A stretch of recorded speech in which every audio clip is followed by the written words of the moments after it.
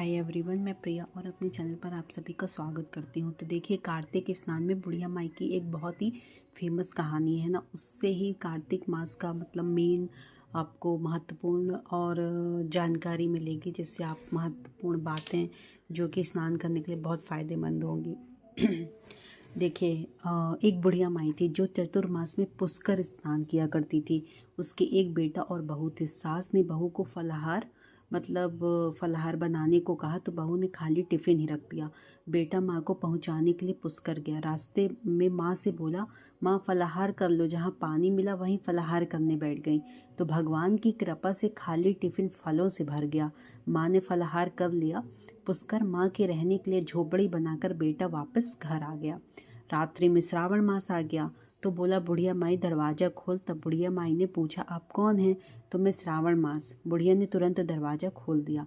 बुढ़िया माई ने शिव पार्वती की पूजा अर्चना की, बेलपत्र से अभिषेक किया। जाते समय श्रावण मास ने बुढ़िया माई को आशीर्वाद दिया और झोपड़ी की एक दीवार सोने की हो गई। फिर भाद्रपद मास आया। उसने भी दरवाज़ा खोलने को कहा तो बुढ़िया माई ने दरवाज़ा खोला और सत्तू बनाकर कजरी तीज मनाई। तो भाद्रपद मास ने बुढ़िया माई को आशीर्वाद दिया कि झोपड़ी की दूसरी दीवार भी सोने की हो गई। फिर अश्विन मास आया। उसने भी दरवाज़ा खोलने को कहा तो बुढ़िया माई ने दरवाज़ा खोला और पितरों का तर्पण कर ब्राह्मण भोज करा के श्राद्ध किया। नवरात्रि में माँ दुर्गा को अखंड ज्योत जलाकर प्रसन्न किया। सत्य की विजय दिवस के रूप में बुराई अंत की खुशी में दशहरा मनाया। फिर अश्विन मास ने जाते समय प्रसन्न होकर जो तीसरी दीवार थी वो बहुमूल्य रत्नों से मतलब जड़ित कर दी है ना। बुढ़िया माई को सदा प्रसन्न रहने का आशीर्वाद दे दिया। अब इस सब के बाद क्या आ गया? कार्तिक मास आया तो उसने भी दरवाज़ा खोलने को कहा तो बुढ़िया माई ने दरवाज़ा खोला और अति प्रसन्न मन से कार्तिक स्नान किया। दीपदान कर दिवाली, गोवर्धन पूजा, भैया दूज, गोपाष्टमी, आंवला नवमी सब कुछ मनाई है ना। कार्तिक मास ने जाते समय यह आशीर्वाद दिया कि झोपड़ी के स्थान पर महल बन गया। बुढ़िया माई गरीबों की सेवा कर भजन कीर्तन में अपना समय व्यतीत करने लगी। बेटा अपनी माँ को लेने आया तो माँ और झोपड़ी को पहचान न सका तो पड़ोसियों से पूछा। उन्होंने बताया कि बेटा माँ के चरणों में गिरकर बोला, माँ घर चलो। सारे सामान के साथ घर ले आया। सासू माँ की ठाट देखकर बहू के मन में लालच आ गया। उसने अपनी माँ को भी पुष्कर छोड़कर आने को कहा। उसका पति अपनी सास को भी पुष्कर छोड़ाया, परंतु बहू की माँ की धर्म कर्म में बिल्कुल रुचि नहीं थी तो वह 4 समय भोजन करती और दिन भर सोती। चारों मतलब महीने आए और चले गए।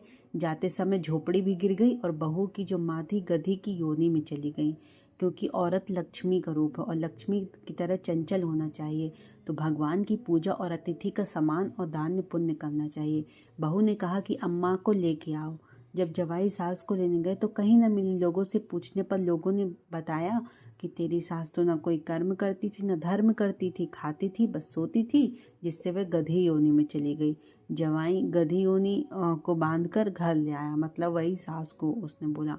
और उसकी पत्नी ने पूछा कि मेरी माँ कहाँ है? तब पति ने कहा, तेरे लालच की वजह से तेरी माँ गधी योनि में आ गई। बड़े बड़े विद्वानों, ब्राह्मण, ऋषि मुनियों से पूछने पर उन्होंने बताया कि तेरी सास के स्नान किए पानी से स्नान करने पर उसे मनुष्य योनि मिलेगी। तब बहू ने ऐसा ही किया और जो उसकी माँ थी वो पुनः मनुष्य योनि में आ गई। हे राधा, हे ईश्वर, दामोदर भगवान जैसा बुढ़िया माई को दिया वैसा सबको देना। कहता ना सुनता, ना हुकारा भरता, ना म्यारा सारा परिवार ना, है ना। तो इस तरह मतलब मैंने आपको सुनाया, मतलब उन्होंने ये कहा कि जिस तरह आपने हे राधे, जिस तरह आपने उनको दिया वैसे सबको ही देना। तो देखिए कितनी अच्छी कहानी है। इसलिए जैसे जैसे मास आते हैं तो आपको उनके अकॉर्डिंग दान पुण्य पूजा अवश्य करनी चाहिए। चलिए, आई विश आपको ये जो बुढ़िया माई की कहानी थी वो पसंद आई होगी। तो ज़्यादा से ज़्यादा लोगों तक शेयर करें। और देखो यार, मैं इतने मतलब मेहनत से आपको वीडियो शेयर करती हूँ तो आप मेरे चैनल को सब्सक्राइब भी करते चलें और वीडियो को लाइक भी करें। Okay, thank you so much.